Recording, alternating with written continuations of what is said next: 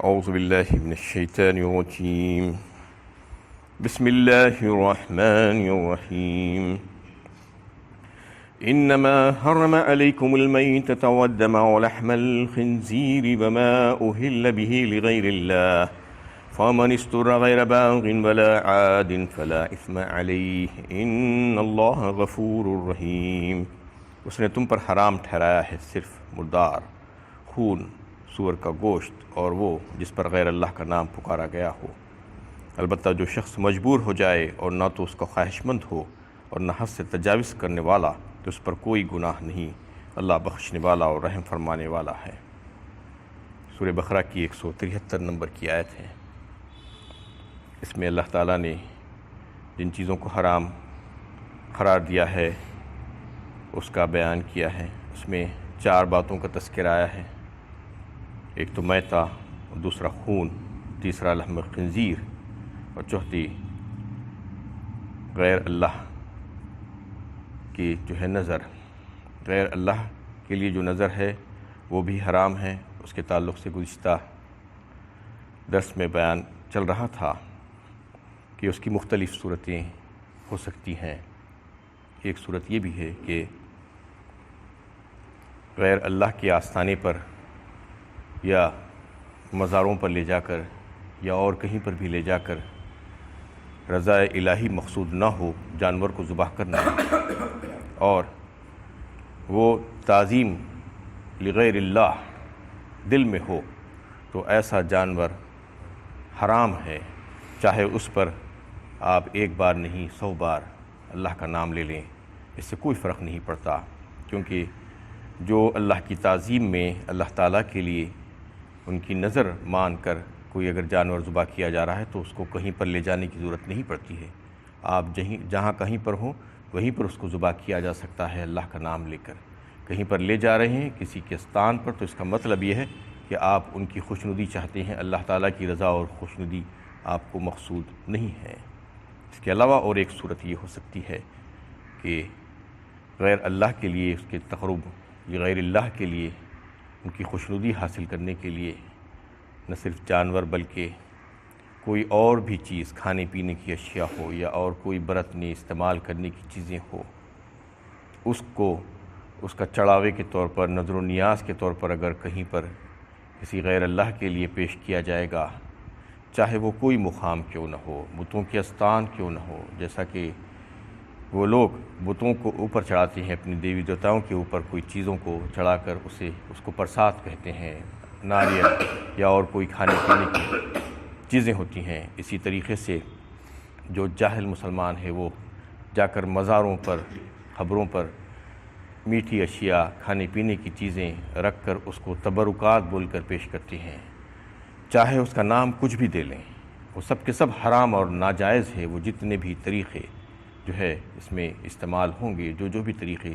جو ہے استعمال کیے جائیں گے، چاہے وہ لنگر ہو، چاہے وہ دیگیں اتارنا ہو، چاہے وہ وہاں کر غلوں میں پیسے ڈالنا ہو ان کی نظر و نیاز کے لیے، چاہے عرس کے موقع پر کھانا کھلانا ہو، چاہے وہ ارد گرد کے جو فقراء اور مساکین ہو ان میں پیسے تقسیم کرنا، ان میں کھانا تقسیم کرنا اور کوئی چیزیں مٹھائی ان میں تقسیم کرنا، یہ سب کی سب ناجائز امور ہے۔ اس میں شریعت میں جو ہے اس کی کوئی اجازت نہیں ہے، چاہے اس کو کوئی نام دے لیں، چاہے اس کو بڑا عقیدت کے ساتھ لوگ جو ہے نام دے کر پکارتے ہیں، اس سے کوئی فرق نہیں پڑتا۔ یہ سب کے سب حرام اور ناجائز امور ہے۔ اور ایک طریقہ اور ایک صورت جو ہے ما اہل لغیر اللہ میں یہ بھی ہو سکتی ہے کہ کوئی جانور کو جو ہے کسی غیر اللہ کے نام پر نامزد کر دیا جائے، جیسا کہ وما جعل اللہ من بحیرۃ ولا صائبۃ ولا وسیلۃ ولا حام فرمایا ایک مقام پر اللہ تعالیٰ نے۔ یہ جو مشرکین تھے وہ جانوروں کے مختلف نام دے دیا کرتے تھے،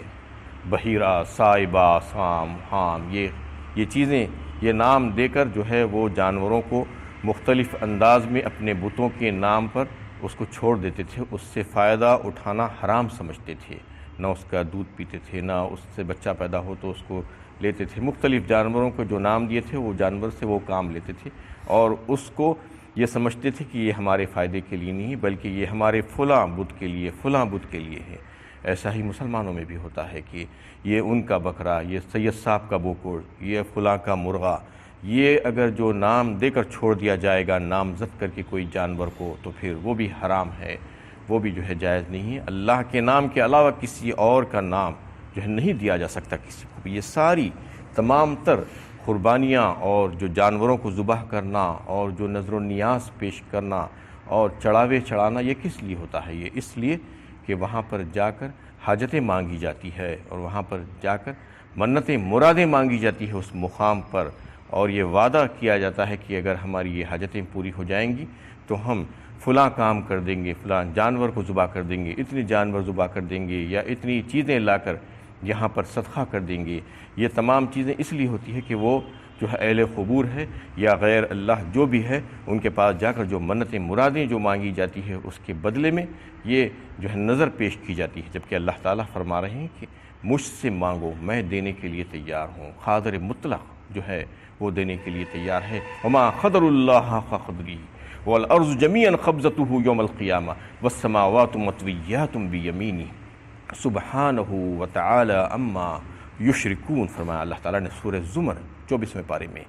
کہ اللہ تعالیٰ کی شان تو یہ ہے کہ وہ قدر جو لوگ ان کی پہچاننا تھا وہ پہچان ہی نہیں پائے۔ وما قدر اللہ حق قدرہ، ان کا حال تو یہ ہے کہ ساری کی ساری زمین ان کی مٹھی میں ہوگی قیامت کے روز، اور آسمانوں کو وہ اپنے دائیں ہاتھ پر لپیٹ لیں گے، اور وہ بڑے پاک ہیں اور انتہائی بلند ہیں وہ ان مشرکین سے جو ان کی طرف وہ باتیں منسوب کرتے ہیں شرک کی۔ تو اللہ تعالیٰ تو فرماتے ہیں کہ مجھ سے مانگو، میں دینے کے لیے تیار ہوں۔ وَإِن مِّن شَيْءٍ إِلَّا عِندَنَا خَزَائِنُهُ وَمَا نُنَزِّلُهُ إِلَّا بِقَدَرٍ معلوم۔ فرمایا سورہ ہجر 14ویں پارے میں، یعنی سارے کے سارے خزانے تو میرے پاس ہیں، نہیں ہے کوئی خزانہ کسی اور کے پاس، لیکن میں اس کو اتارتا ہوں ایک جو ہے اندازے کے مطابق، جس کو جتنا چاہتا ہوں دیتا ہوں۔ وَلِلَّهِ خَزَائِنُ السَّمَاوَاتِ وَالْأَرْضِ، فرمایا اللہ تعالیٰ نے ایک مقام پر، اللہ ہی کے پاس ہیں آسمان اور زمین کے خزانے۔ اور پھر رَبُّكُمُ ادْعُونِي أَسْتَجِبْ لَكُمْ إِنَّ الَّذِينَ يَسْتَكْبِرُونَ عَنْ عِبَادَتِي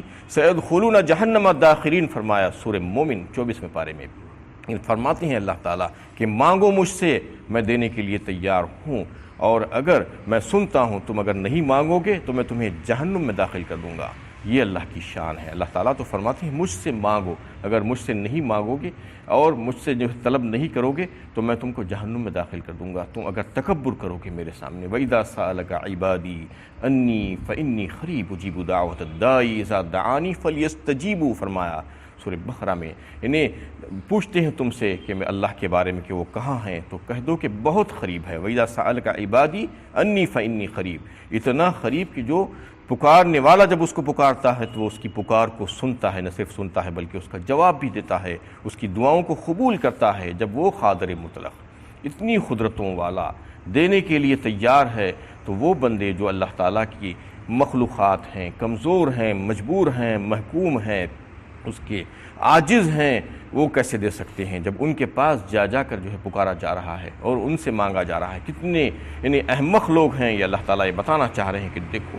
یہ تمام چیزیں صحیح نہیں ہیں، یہ سب کی سب ناجائز امور ہے اور شرک ہے اللہ تعالیٰ کے ساتھ۔ فَمَنِ اسْتُرَّ غَيْرَ بَاغٍ وَلَا عَادٍ فَلَا إِثْمَ عَلَيْهِ إِنَّ اللَّهَ غَفُورٌ رَحِيمٌ۔ یہ چار چیزیں حرمت کی بیان کر دی گئی کہ یہ چار چیزیں تمہارے لیے حرام ہے، یہ گائیڈ لائنز دے دی گئے اور یہ اصول بتا دیا گیا کہ اس میں سے جو بھی ہوگا وہ حرام ہوگا۔ لیکن استثنائی صورت یہ ہے کہ اگر کوئی بے چین اور مجبور اور بےتاب ہو جائے، مطلب یہ ہے کہ کوئی ایسا موقع پیش آ جائے، ہو سکتا ہے ایسا کبھی ایسا حالات پیش آ جائے، کوئی ایسے مقام پر چلا جائے جہاں پر اس کو کھانے پینے کے لیے کچھ بھی نہیں ملا ہو اور کئی دن سے وہ جو ہے بھوکا پیاسا ہو اور بس اس کی جو ہے دم نکلنے کو ہے، تو اس کے لیے اللہ تعالیٰ نے اجازت دے کر رکھی ہے کہ ان حرام چیزوں میں سے وہ اپنی جان بچانے کے لیے حالت اضطرار میں کچھ نہ کچھ کھا کر اپنی زندگی کو بچا سکتا ہے۔ فَمَنِ اسْتُرَّ غَيْرَ بَاغٍ وَلَا عَادٍ فَلَا إِثْمَ عَلَيْهِ، وہاں پر بھی اس کے لیے وہ جائز اور حلال نہیں قرار دیا بلکہ اجازت دی گئی، اس موقع پر، کیونکہ انسانی جان کی بہت بڑی قیمت ہے اللہ کی نظر میں۔ اللہ تعالیٰ انسانی جان کو ضائع ہونا نہیں چاہتے، کر دینا نہیں چاہتے، اس لیے اس کی اجازت دے دی گئی ہے کہ چند لقمے لے کر اپنی جان کو بچایا جائے۔ اس میں 2 شرائط کے ساتھ وہ جو ہے حرام چیزوں کو بھی جو ہے کھانے کی اجازت دے دی گئی ہے۔ ایک تو شرط یہ ہے کہ بغاوت کا پہلو نہ ہو، یعنی اس میں حد سے زیادہ گزر جانا یا مزہ لینے کا جو ہے وہ پہلو اس میں نہ ہو، اور دوسری یہ کہ زیادہ کھانے کا جو ہے اس میں مزہ لینے کا جو ہے وہ نہ ہو، یعنی حد سے گزر جانے والا نہ ہو، اور جو ہے بہت زیادہ جو ضرورت سے زیادہ لے کر کھانے والا نہ ہو، یعنی جتنا ضرورت ہو اتنی ہی ضرورت کے مطابق کھا کر اپنی زندگی کو بچایا جا سکتا ہے۔ یہ اللہ تعالیٰ نے اس میں اجازت دے دی ہے۔ اس سے یہ اصول بھی نکلتا ہے کہ کبھی ایسا کوئی موقع آ جائے کہ بیماری ہو جائے اور مرض کے شفا کے لیے کوئی ایسی دوا کی ضرورت پڑے جو ناجائز و حرام چیز سے بنی ہوئی ہو، تو اس کو بھی بقدر ضرورت استعمال کیا جا سکتا ہے، لیکن اس میں یہ شرط ہے کہ اس میں بھی جو ہے تھوڑی سی دوا استعمال کیا جائے، اور اس کو جو ہے اس سے یہ یقین ہو کہ یہ دوا کے استعمال سے یہ بیماری میں شفا ہو سکتی ہے، تو پھر وہ حرام اور کوئی ایسی ناجائز چیز کو بھی یعنی بقدر ضرورت استعمال کیا جا سکتا ہے۔ اس کے آخر میں اللہ تعالیٰ نے فرما دیا کہ ان اللہ غفور الرحیم، بے شک اللہ تعالیٰ بہت ہی بخشنے والے اور رحم فرمانے والے ہیں۔ وہ نیتوں سے واقف ہیں کہ تم ان کی نافرمانی کر رہے ہو یا حد سے تجاوز کر رہے ہو یا فرمانبرداری میں رہتے ہوئے زندگی گزار رہے ہو، یہ سب کچھ ان کو معلوم ہے۔ اس میں جو باتیں جو واضح کی گئی، اس میں ایک تو یہ ہے کہ غیر اللہ کے لیے جو ہے کوئی عبادت کا طریقہ نہیں ہو سکتا۔ سارے کے سارے عبادت کے طریقے اللہ ہی کے لیے خاص ہیں، جیسے کہ نماز، روزہ، حج، عمرہ، نذر و نیاز، طواف، یہ سب کی سب چیزیں، قربانیاں جو بھی ہیں، دعائیں کرنا، مناجات کرنا، یہ سب اللہ ہی کے لیے مخصوص ہیں۔ اس میں سے کوئی ایک چیز بھی غیر اللہ کے لیے نہیں ہو سکتی۔ کوئی اگر اس میں سے کوئی بھی چیز کو غیر اللہ کے لیے سمجھ رہا ہے تو اس کا مطلب یہ ہے کہ وہ شرک کر رہا ہے۔ اس میں اللہ کے نبی صلی اللہ علیہ وسلم کا فرمان ہے کہ جو غیر اللہ کے لیے ذبح کرے گا کوئی بھی جانور تو وہ ہے ملعون ہے، اس کو فرمایا۔ اور تفسیر عزیزی میں جو ہے یہ بات بتائی گئی ہے کہ جو جانور کو جو ہے کوئی شخص اگر یعنی غیر اللہ کے آستانے پر جا کر ذبح کرتا ہے کوئی مسلمان، تو پھر وہ جانور کا جو ذبیحہ ہے وہ مرتد کا ذبیحہ شمار ہوگا اور وہ شخص مرتد ہو جائے گا۔ اتنی سخت وعید ہے اس کے تعلق سے کہ وہ تو اسلام ہی سے نکل جائے گا، ایمان سے نکل جائے گا۔ کوئی اگر غیر اللہ کا تقرب حاصل کرنے کے لیے کوئی جانور کو جو ہے ذبح کرتا ہے تو پھر وہ مرتد کہلائے گا، اس کو پھر سے جو ہے ایمان میں آنا ہوگا اور پھر سے جو ہے اقرار کرنا ہوگا اور اعتراف کرنا ہوگا اپنے گناہ کا کر کے، پھر سے جو ہے ایمان کو جو ہے قبول کرنا ہوگا۔ تو اس کے لیے بڑی سخت وعیدیں آئی ہیں۔ اس میں یہ بات واضح کر دی گئی کہ جتنے بھی عبادت کے طریقے ہو سکتے ہیں وہ سب کے سب اللہ ہی کے لیے مخصوص ہیں۔ اس میں بہت سے لوگ ایسے ہیں دنیا میں کہ لوگوں کو بیوقوف بنانے کے لیے اور اپنا فائدہ حاصل کرنے کی غرض سے لوگوں کو گمراہ کر دیتے ہیں اور غلط باتیں بتا کر ان کو غلط راستوں پر نکال دیتے ہیں، اور کبھی یہ ایسا ہو جاتا ہے کہ لوگ ثواب سمجھ کر وہ کام کو کرتے ہیں، لیکن نہ صرف وہ گناہ ہو جاتا ہے بلکہ کئی ایک بسا اوقات تو ایسا ہو جاتا ہے کہ بندہ ایمان ہی سے نکل جاتا ہے۔ تو اس کے لیے بڑی احتیاط کی ضرورت ہے کہ یہ کام ہم جو کر رہے ہیں کسی کے کہنے پر کر رہے ہیں تو اس کے تعلق سے پہلے صحیح علم حاصل کریں، کیونکہ دین کا کوئی بھی کام ہو، دین کے کوئی بھی کام کرنے کے سلسلے میں انسان کو یہ دیکھنا چاہیے کہ نصوص شریعہ کہ جو ہے اس پر اترتا ہے یا نہیں اترتا ہے۔ نصوص شریعہ 4 ہیں جس پر جو ہے رکھ کر پرکھنا ہوگا انسان کو، کہ جو ایک وہ ہے کہ قرآن اللہ کا کلام کہ، اور دوسرا جو ہے کہ حدیث اللہ کے نبی صلی اللہ علیہ وسلم کے ارشادات، اور تیسری جو ہے صحابہ کرام کی زندگیوں کے احوال، ان کے حالات، اور چوتھا یہ ہے کہ ایک مجتہد کا اجتہاد۔ یہ چاروں چیزوں میں سے کوئی ایک چیز حجت بن سکتی ہے، اس کے علاوہ اور کوئی چیز حجت نہیں بن سکتی۔ اس میں سے اگر کوئی بھی ایک بھی چیز نہیں ہے، سند جسے کہا جاتا ہے، دلیل جسے کہا جاتا ہے، تو سمجھنا چاہیے کہ کام غلط ہے، یہ بدعت ہے اور یہ لعنت والا کام ہے اور یہ اللہ تعالیٰ کو غضب میں لانے والا کام ہے۔ آج لوگ جو چاہے کر لے رہے ہیں، کوئی کچھ کہہ دیتا ہے اور کر لیتے ہیں، جبکہ نصوص شریعہ جو ہے اس کے لیے کیا کہتی ہے یہ دیکھنا ہے ہمیں ضروری ہے ہمارے لیے ایک مسلمان کے لیے کہ دیکھیں کہ قرآن اور سنت میں کیا یہ عمل کی جو ہے ہمارے لیے وضاحت موجود ہے، اس کا حکم موجود ہے، کیا ہم کو اجازت ہے، یا صحابہ کے عمل میں کوئی ایسی بات ہمارے لیے ہے کہ مثال کہ ہم اس کو کر سکتے ہیں، یا پھر ایک مجتہد نے اجتہاد کر کے ہمیں بتایا ہے کہ یہ مسئلہ جو ہے تمہارے لیے جائز ہے اور یہ حکم تمہارے لیے دیا گیا ہے۔ اگر ایسا نہیں ہے تو پھر اس کے تعلق سے جو ہے فوراً اس کو ترک کر دینا چاہیے۔ جیسا کہ دنیا کے معاملے میں ہم بہت ہی